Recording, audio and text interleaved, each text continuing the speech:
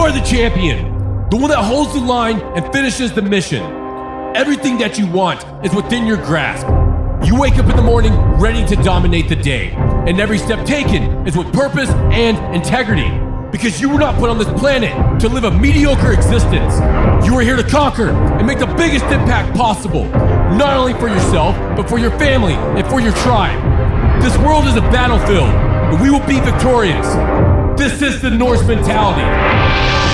What's up, guys? I hope that you are having a glorious day. Today I'm in Iceland, sitting down with the man himself, Roonar Hrodi. Go and introduce yourself, Roonar. This is where you talk into the microphone. Does it be? Should I do like an Icelandic accent, or is it just Roonar Hrodi? Yeah, you just sound Russian when you try. Roonar Hrodi, Geirmundsson. So Roonar is an ex-powerlifter, and by ex I mean fairly recently. He retired. He competed for 14 years, all over the world. Won a bunch of titles because he's a strong little fucker. Then he fucked around with strongman for a little bit. Then he did boxing. And what are you doing now? Nothing. How does that feel? That's a new feeling. I've never felt that in my entire life. I'm trying to get used to it. I'm trying to make myself know that it's okay. Is it fucking with you? It is, yeah. How so? Feels like I'm slacking. Feels like I need to be somewhere. Feels like I'm being lazy. How are you coping with that? Deep down, I know all those things are not true. I'm trying to just enjoy. I go up and down, like emotion-wise, thinking it's not okay, that it's okay. I deserve to relax. I should pick myself up because I'm a lazy sack of shit. Like all those emotions go, but I know it's not true. So I don't know. It's a new feeling. I was actually doing a Q&A with Thor today, and he is at that same crossroads for the first time in his life as well. Really? So you guys are both experiencing it? Yeah. He felt like a bit unmotivated. He said like, I need answers if I'm going to box, like right now, or I'm just done. I just can't be in this like sort of in between kind of situation and emotion. So like he's kind of like lacking purpose, motivation. You feel stagnant. Yes. Which is not something that you're used to. Never. I haven't felt this ever. Because you've always been doing something. Because even before powerlifting, you did soccer, right? Yeah. And soccer and volleyball. I was in national team in volleyball. See, I didn't even know that. We've known each other for a long time. Yeah, I don't really talk about that. Well, yeah, because it's kind of gay, but... Yeah. Yeah. Well, I got picked, but I said no. Okay. Why'd you say no? You didn't want to be a world-renowned volleyball player? I don't know. Strange reasons. Not going to be aired on this podcast. We'll move on. Yeah, we'll move on. Yeah. So you did volleyball, then soccer, and then powerlifting. Soccer for like 12 years, like almost my entire life. How did you fall in love with powerlifting? By the way, we don't call it fucking soccer. Only you guys Football. do it. It's a football. You use a foot to kick it. You Yeah, no. fucking throw it. So. I don't know why the fuck we call because it that. handball is already taken. I don't know. It's pretty much just fucking rugby, but rugby's cooler. American football is the dumbest fucking sport I've ever seen in my life. I can't stand it. I'm sorry. I can't stand it. It's so boring. It's so stupid. I've tried watching it. Yeah. Way back when, and it is the most boring thing I've ever seen in my life. Don't you get hate from that, being American? I get a hate for a lot of shit because I don't like a lot of shit that Americans do. Yeah. But either way. What was the question? I don't know. Powerlifting. Powerlifting. When did I get into it? Yeah. Why did you get into it? How did you get into it? So, my brother, your good friend, Hazy, and my dad, they've always been strong. Always been doing like track and field or powerlifting or whatever. Always been strong. So I grew up around them being very big and strong. I did not get any of those genes. You got your mom's genes. Yeah. Petite. Yeah, which is not great for a guy. In Iceland. Yeah, in Iceland, where everyone's big. So I just got into football, soccer, and I was pretty good at that. I broke my ankle like severely in a football game. And I didn't get so it was like in the countryside. I went to see a doctor. He's like, "Oh, you sprained something.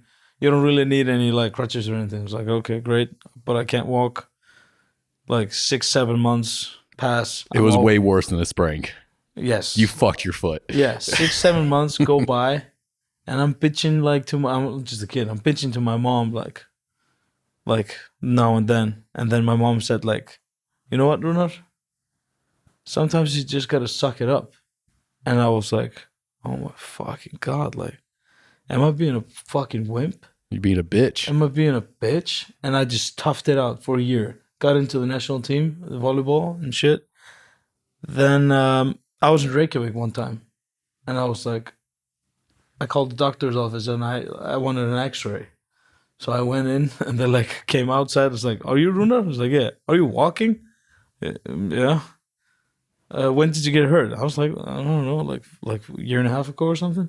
Like the entire, what do you call it? Like this.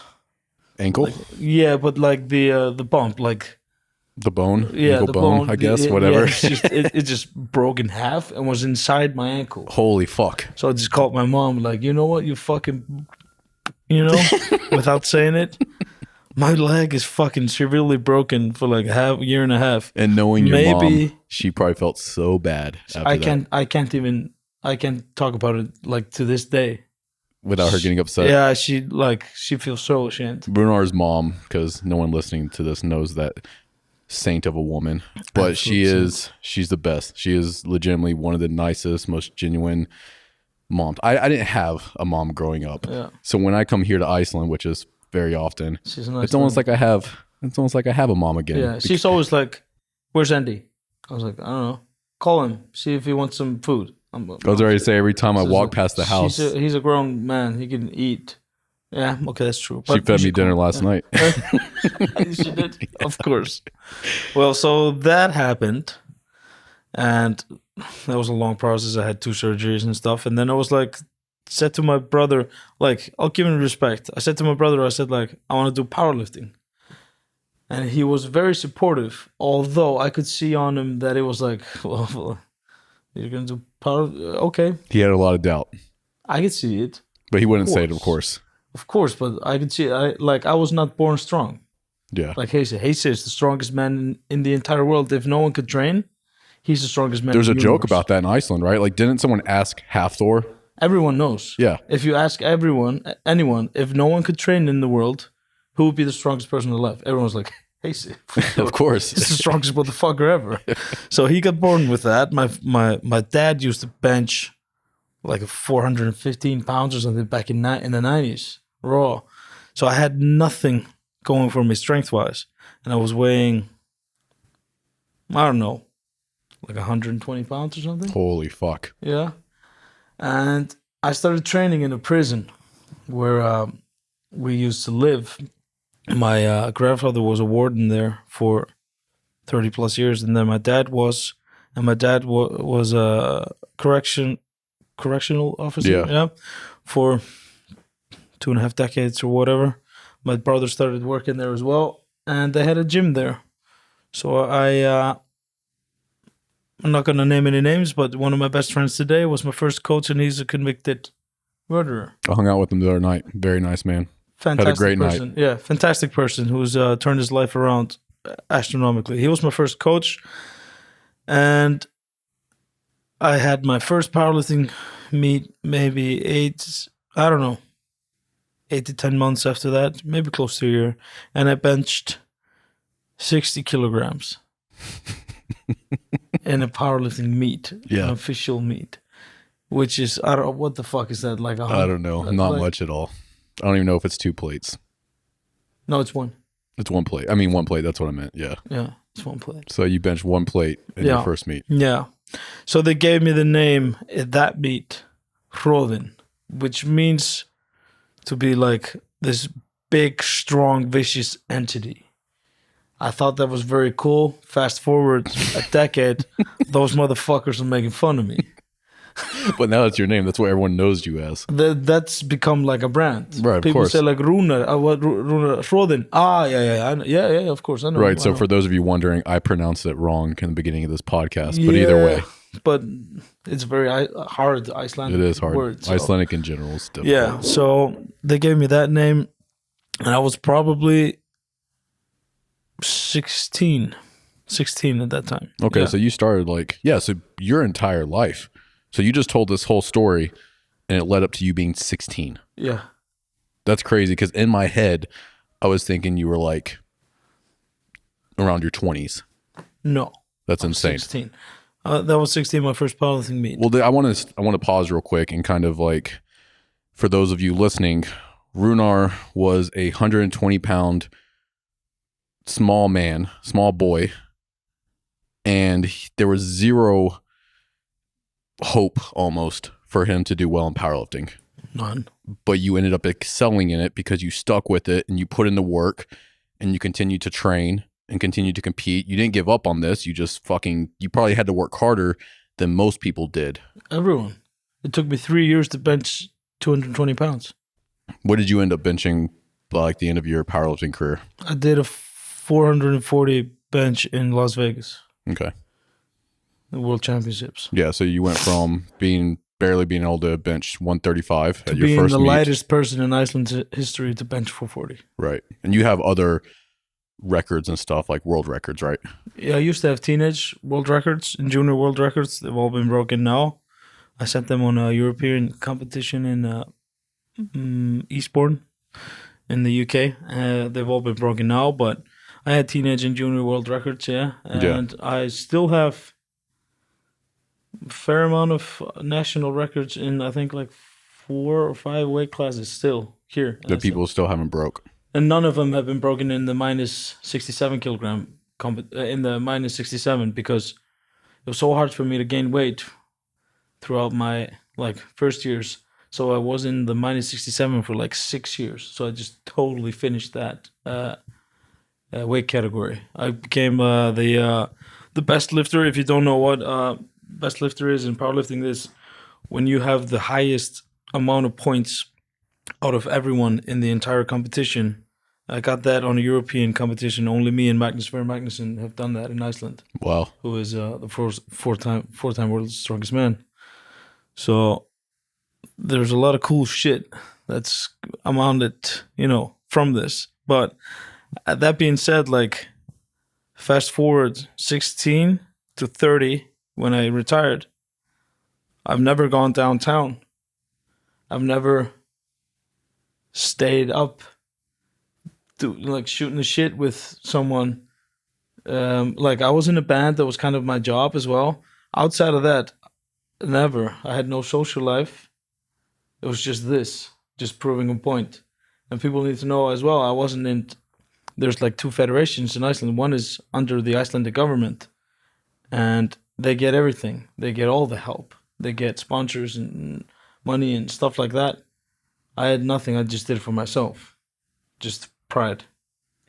Where do you think that came from, knowing at such a young age that you just needed to put your fucking head down and put in the work and kind of develop that identity for yourself? Because that's what that is. You developed an identity at a very young age when most people wouldn't have, to just put in the work. Don't focus on getting ass and socializing and drinking and all that shit. Mm-hmm. Where do you think that came from? I was kind of, or unfortunately, put into that situation.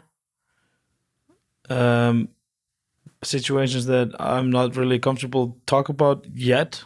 Right. Not publicly. So I was forced to grow up very quick. So at that time, when I was 16, 17, I was forced to be alone, actually. Yeah. Which I haven't talked to you all about ever. I don't really talk about it to anyone. So my childhood was fucking rough, man. Yeah. Absolutely fucking terrible. But with that being said, it made you into who you are now. Yeah, I guess it's kind of 50-50 which way you end up. Are you going to go and just be nobody, or are you going to be somebody? I guess it's 50-50, and I guess I was just, my brother, like I said, was born with the physical aspects. I was born with very good mental aspects, I believe. So that being said, being born with that and then being forced into being grown up very, very quickly and way too quick for a kid, I think that made me into what I am now. I wouldn't change a thing. Of course. So I would say a bit of both. I was born very mentally strong and I was forced into being strong because there was absolutely no choice. So that very early on became a routine for me. Right. And it still is a routine. Like now I'm 30, turning 31 this year. And I have like old habits that I need to break because like in my head everything is a competition. In my head everything needs to go a certain way or else I lose. Lose what? Like nothing. There's nothing fucking going on. So like when I've never drank. I've never drank before. That was just not a part of anything. And then I was getting married, and Hasey had this fucking $5,000 whiskey he won somewhere, and he wanted to celebrate and open up that whiskey to celebrate my wedding. And I was 26. Yeah, you're about 26. Yeah, about 26. In my head, I was like, fucking no way, man. There's no chance I can be doing that shit. Then I fucking lost. And then I was like, my brother's just being very loving and wants to do this for me. Like, Roonar, relax the fuck out. Have a fucking sip and enjoy, because that's all right. You haven't lost anything. So I still have these, I don't know, it's compulsive. It's compulsive. Mental blocks, kind of. Mental blocks, yeah. So I still have things like that have probably been forced on me, which is probably good if you can control it. But I'm figuring out that I haven't been controlling it, you know. Right. So that's, I mean, it kind of seems like you've discovered a lot about yourself that you were completely unaware of for so long. Very recently. Past year. Yeah, for sure. I'm on a waiting list to go see a psychiatrist to talk about something, which is something I've never done, ever. And that was just like a year ago. Right. I was like, okay, I think I need this. I think I'm ready. I'm just going to call. Yeah, there you go. Good. What am I talking about? I have no idea. What are my problems? I have no idea. I just need to talk to someone.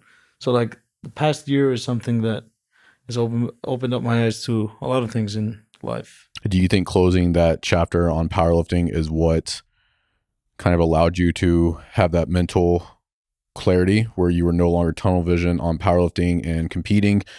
You were just like, yeah, I needed to close never mind. There's like a whole bunch of shit I need to fucking work on that I've been avoiding. 100%. Yeah. 100%. Because a year ago, I did not own this apartment.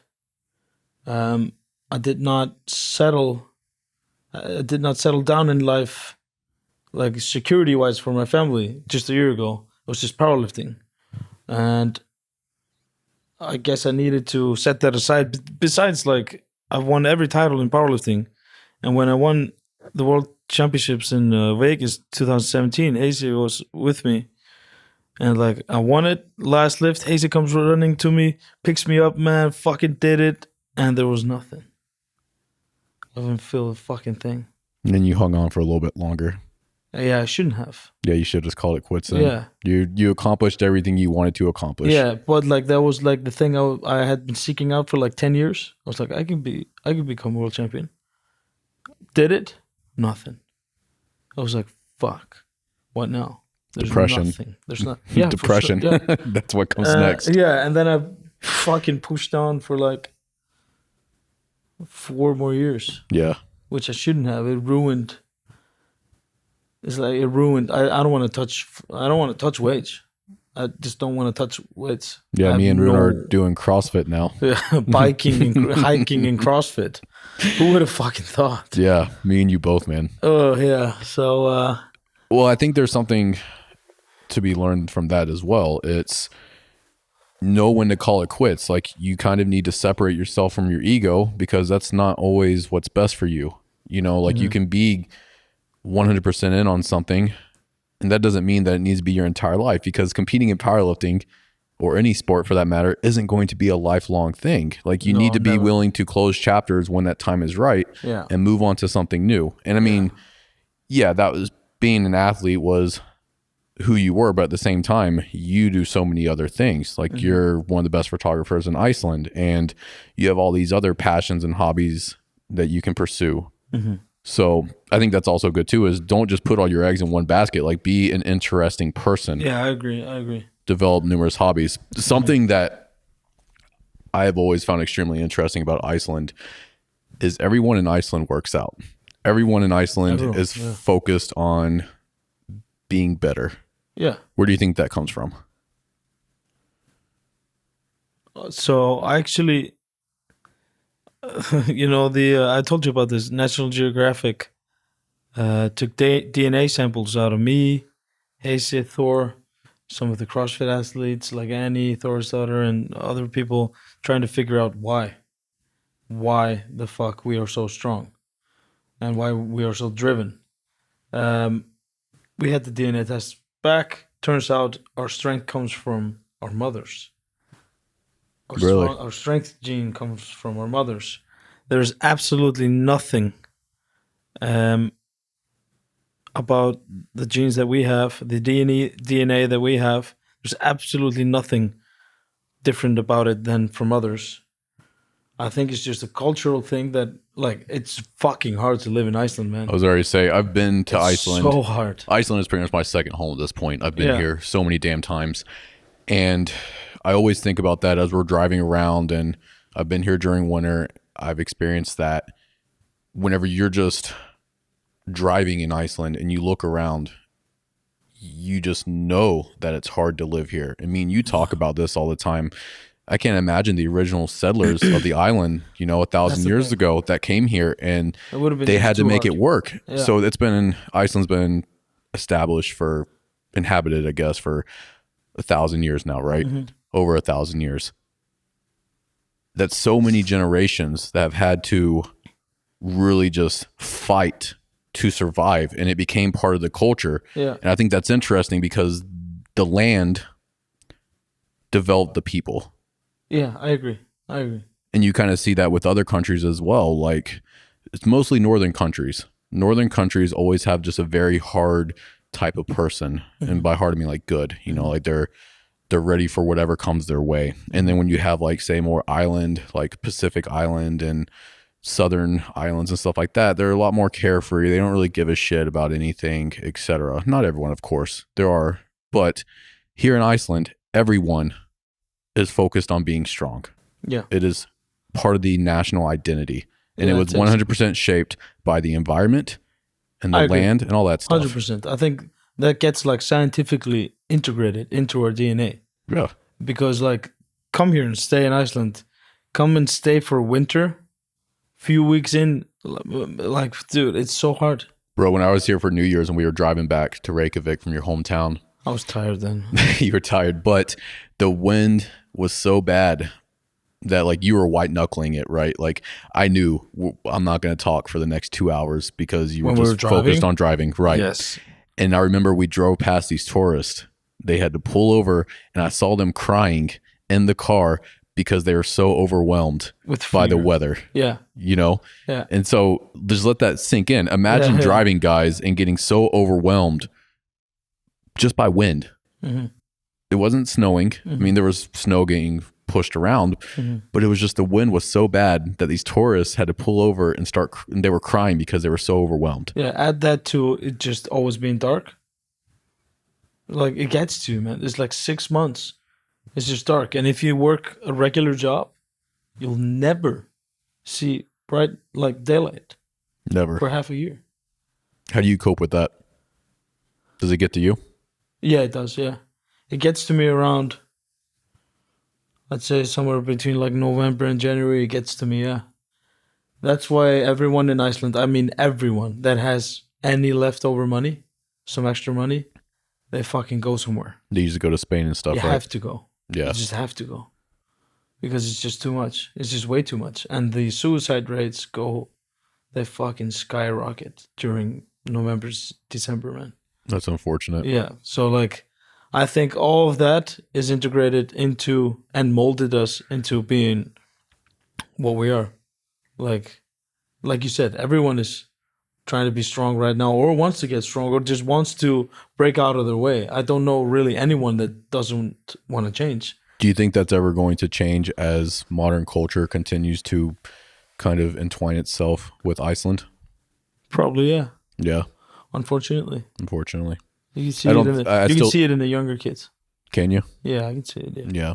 I still think that eventually, I still think they're going to be a more strong-minded, you guys will be a strong-minded group of people, just because the culture changes the environment doesn't change. No, and I refuse to change my culture and my ways. No. Like I refuse. Like I'm brought up a certain old school way. I'll do that to my children as well. The outside environment is changing.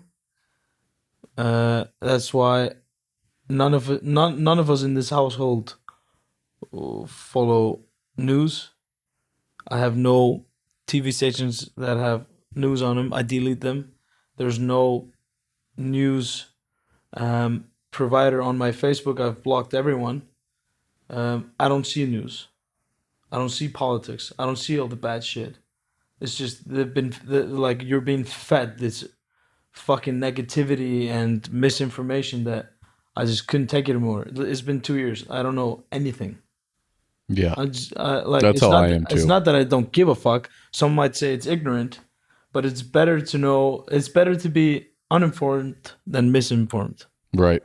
So, yeah, especially when there's so much misinformation going around that is 100% created just to control and to scare. Yeah. Whenever people are scared, that's when they become dependent on someone else. Yes, and I refuse to let that be myself. Even though I have an amazing, tight-knit group of people that I would not be able to do anything that I do in life without. Meaning friends, a close group of friends and family. Like, besides that, of course, it's not like I'm a fucking, like some kind of lone ranger here. Like, No, everyone knows who you are around here. You can't go anywhere without. Yeah, but like, it's just my close group of people make that possible to be who I am, you know? Yeah, I mean, I think more people need to realize that when you start to separate yourself from all this other bullshit that's going on in the world, your quality of life improves as a result. Absolutely. And it's because of the negativity. It is because we both kind of went down that road at the exact same time. Mm-hmm. And once you just have enough of it and you say, I don't fucking need this, and you cut out that negativity and you just focus on you, your friends, your group, your tribe, your quality of life dramatically improves. Absolutely. Because you're not being forced to fucking have negativity shoved down your throat all the time. And even still, we still see it, of course, because we have to be on social media, which is an unfortunate thing. But that's a tough thing as well. Of course. We're both the type of people that would rather just disconnect, but at the same time, it's not possible anymore. No, it's become a part of business, a part of lifestyle that you just have to embrace. But you can treat it as that. You can treat it as a tool and not be used from it. Yeah, I agree. I agree. Like when I started to get like known, it was awesome. You know, people know who I was a little bit more in Iceland. I was sick, you know. But that all changes after time. You stop giving a fuck anymore. Yeah, absolutely. Yeah. And something that me and you talk about pretty often is just providing value and trying to inspire others. Yeah. Like at this point, I don't care if anyone knows who I am. I want them to maybe listen to what I have to say. That's why we have the podcast. Mm-hmm. And maybe my words, your words, the other people we bring onto the show, maybe that can inspire them to live life to its fullest, to pursue their goals and not live this life of mediocrity that is what everyone else is doing. Yeah. Like you almost get ashamed now, or you're looked at poorly if you're actually pursuing big goals now. I've noticed that, you know, you have a lot of people that try to talk you out of it. Yeah. Well, why would you want to do that? Why wouldn't I? Why would I not want to see what I'm capable of achieving? And I feel like that's a new thing. I don't know because I haven't been around forever. Mm-hmm. But I see that more and more lately where people are always just trying to make sure everyone stays in their own little lane, following a certain speed limit. And if you get out of that and you try to do your own thing, it's discouraged. Mm-hmm. Which is unfortunate, which is terrible, but it's a double-edged sword.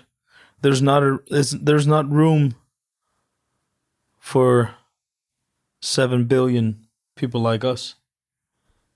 No, imagine if there were. So say if you had 7 billion people that wanted to be the best version of themselves, that wanted to help other people, that wanted to, you know, provide value to the world, to help nature, to preserve this world that we live in.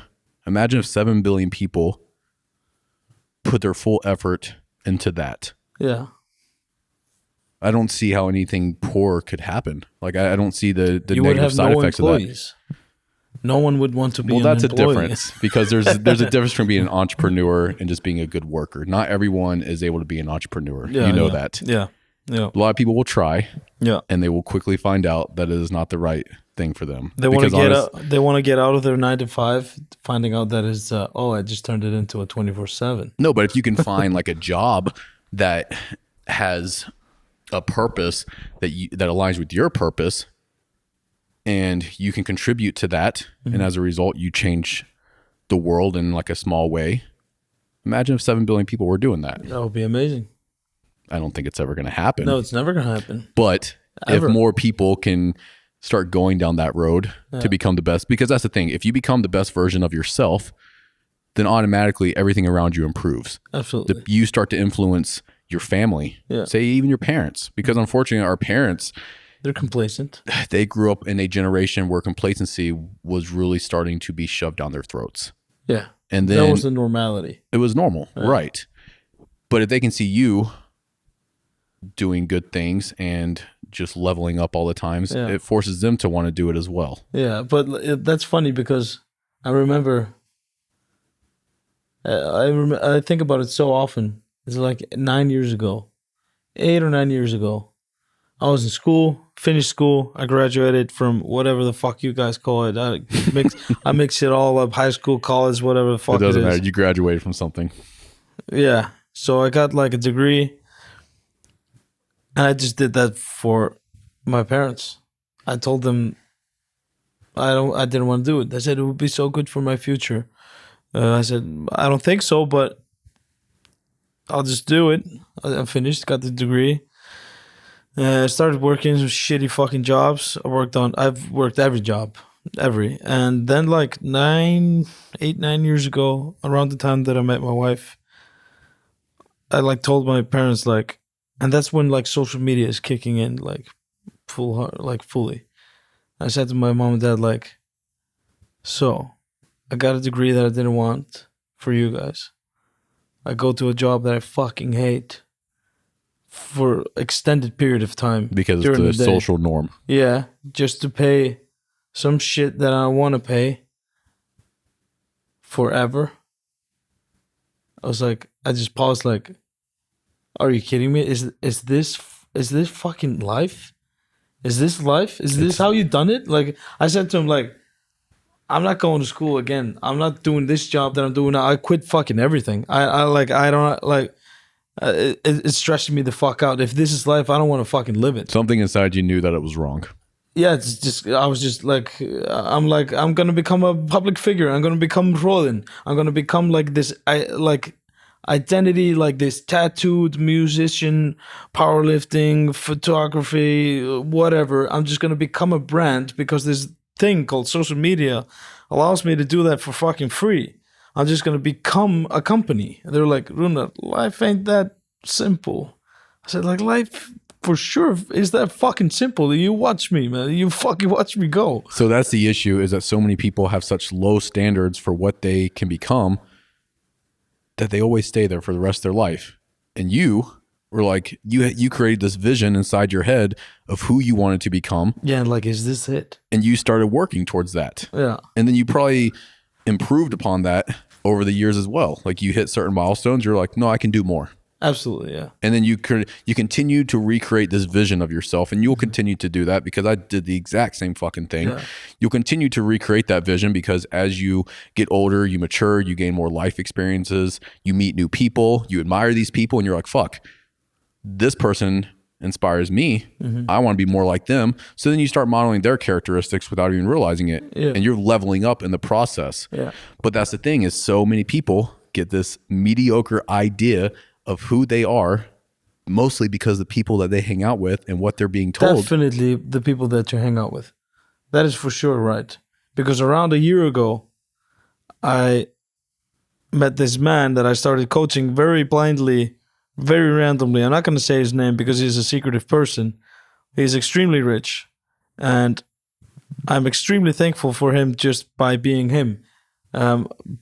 Besides that, he's done more for me than anyone has ever done for me in my entire life, and I owe him my life. But his outlook on life, he's an entrepreneur, like on the highest level. He showed me just that, like, to make your life better, and just by, he's like he says, like, people around you is the fucking thing. Like, you may have to make your group fucking close, like small, like your closest group small as fuck, and like quality of life is like my only goal right now, and that's through this guy who's like, he's just got it because he opened up your eyes to what's possible. Absolutely, yeah. What's possible, yeah. Like, because we don't realize it until we get around these people and you go, wait, fuck, this is a person who's actually done it. They've done it. Why can't I do it? Yeah. And that's a matter of believing in yourself, and they of course. know that you can do it. Yeah. They absolutely know, because they see themselves in you.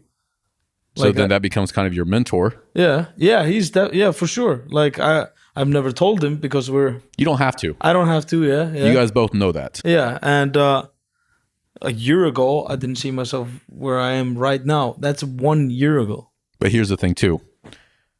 You're not done. No. You're not done. We were talking about this earlier at the gym. Yeah. We're like, we both have amazing lives. I would not change anything about it. No. Yeah. But I'm never going to press a pause button and say, this is as fine. Good as it gets. This is good. That's not. Feet up. No, never. Doesn't work.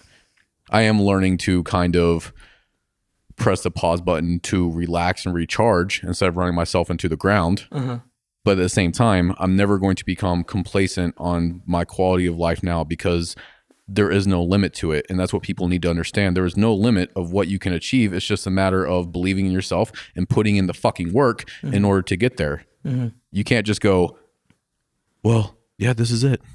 I'm fine with this. Yeah, it doesn't. Why would you ever do that? That doesn't make sense. But I guess that's normal. I don't know, man. But that's the thing, is I know people, and that's exactly how they want to be, and they're happy. And that's all that matters at the end of the day. Like, as long as you're happy, I really don't give a shit. Doesn't matter what you're doing. Yeah, man. like if you are 100% happy with your life, cool. It's hard for me to grasp that idea, though, because I get depressed if I am not pursuing something. Mm-hmm. I get depressed if I'm not pursuing something big enough. Say I'll set a goal, and then about a month in, I'll just go, I'm not feeling it. I'll still continue. I just kind of like ramp it up, and I was like, I need to get this goal done so I can move on to something bigger. Yeah. But I get depressed if the goal isn't big enough, and it's because something inside me is like, you could be doing more than this. Yeah, absolutely. But it is hard for me to kind of wrap my head around that, where people just become complacent. They're like, but it's a good point that you said, that you need to learn how to pause it for like some moments and just enjoy, because that's my newest and biggest hurdle. That's my only big hurdle right now. Is I went from powerlifting into boxing. Never boxed before, and I competed like a big fight a year into it. A few weeks ago, yeah. That went great. And after that, day after, I just felt horrible mentally. I haven't felt so horrible mentally in years. And week after that, was not feeling it, didn't want to train. Then I just woke up one morning and I was like, okay, I'm just gonna, put the cap on this boxing journey, and just realize that, like, Roonar, it's okay that, like, okay, I finished work, maybe let's say like I'll finish work at 2. I pick up my boys in 2-3 hours. It's completely okay for me to enjoy my life for those 2 or 3 hours, and that's completely okay, Roonar. I don't feel like it's okay if I'll come back here, go on my computer, relax a bit, go for a bike or whatever it is. I've always felt like I'm fucking slouching, man. I'm not doing what I should be doing. Someone like actually, they sent me a meme. It was one of my employees. He's going to be editing this video actually, so he'll know. But he sent me this meme the other day, and it was like, oh, I really need to relax. And then the next one was, how do I relax while being productive at the same time? And I think about that nonstop. Like every weekend when I don't have Genevieve, or even when I have Genevieve, or at night or whatever, I'm like, okay, how can I kind of shut down, recharge, but at the same time be productive? And maybe that's something there. Like, I don't think that's a bad thing, because the thing is, I do recharge, I do relax, but it's all things that are moving me forward still. Say if it's meditation, or if it's yoga, or writing, reading, those are all ways to shut down, but I'm still moving forward at the same time. Or hiking, biking, like you said, we both have gotten into mountain biking lately. We're still physically active, we're still improving, but at the same time, we're not on that constant grind like we had been for so long, running ourselves into the ground, reaching rock bottom because our battery burns out, and then we kind of lose our shit for a second, and then we have to rebuild. And now we're both starting to figure out, it's like, no, I can get 5 hours of just really good work done, and then I can still kind of just relax, but then still be productive at the same time. You don't have to sit down and turn on the fucking TV and watch it for 8 hours. You can still be productive while recharging. The best example is me and you go on a trip for 2 days. Yeah, we drive fucking... We haven't even talked about that yet. We drove for... The first day we drove for 12 hours. Yeah. We photograph and we hike and we walk and we drive. We swim in the fucking glacier lagoon, everything like that. So we're working. We're getting footage. We're getting whatever it is, but we're disconnected from our normal lives. So that is a perfect example. And just to kind of go in reverse, this past weekend, me and Roonar left on Friday around noon. We went towards eastern side of Iceland, where we did some hiking, some camping, and the entire time we were getting content for Norse. And we actually put together a vlog. If you guys want to go watch it on YouTube, go and do that. It's kind of like a collaboration of everything that we did. But either way, we were still being productive, but we were recharging at the same time. We were, and I mean, the reason that me and you are such good friends, for numerous reasons, but one of them is because we can both just shut the fuck up and be okay with that. Yes. And we can just sit, because we both are clearing our heads. We're going through shit because it's always go, go, go. Well, whenever we're able to detach and go out into nature and go on a hike or whatever it is, or even driving, which driving in Iceland is like a vacation on its own, just because of the scenery. But either way, we're able to work through shit that has maybe been bothering us, or in silence. And that's okay. And then we'll bust each other's balls and make fun of each other or whatever. Maybe like share some ideas and whatever. But and then we could just sit and drive and just listen to music and just, I don't know. Yeah, it's a good point. And that's the thing though, is you can be productive while also recharging, because if you don't recharge, you're not going to be able to continue moving forward at full speed. You're going to be at fucking 50%, then you're going to be at 20%, then you're going to reach 0, and there is no, then you have to fucking put all this effort into getting back to 100%. You can stay between 75 to 100% capacity at all times. And that's something that I'm starting to realize. And that's just having enough self-awareness to be like, hey, with me, it's mental. I can run myself into the ground and it's whatever. But mentally, when I start catching myself just sliding mentally, maybe my patience is not there anymore, depression, whatever it is, anxiety, when I catch that stuff coming back, it's like, hey, you need to chill the fuck out. You need to take a step back, detach. I have to detach from people. That's the only way that I can like recenter myself. And I guess that's the word I'm looking for. You need to learn how to recenter, and that looks different for everybody. But I haven't learned that. It doesn't come on but that's the main thing is during the past year, like you said, I'm learning. You've gained so much self-awareness about yourself, and that's what it all boils down to, is having enough self-awareness of your internal state that you know when you need to kind of pump the brakes a little bit to recharge. That way you can continue pursuing these goals that you have. Very right. Yeah, that's very true. Thank you for listening to another episode of the Norse Mentality. This podcast is a byproduct of Norse Fitness. We make clothing, fitness accessories, supplements, and other tools to help you reach your true potential. You can check it out at norsefitness.co. And if you found this episode beneficial, please share it with a friend. That way we can continue to make a bigger impact and change the world. Thank you for your support, and we'll talk to you soon.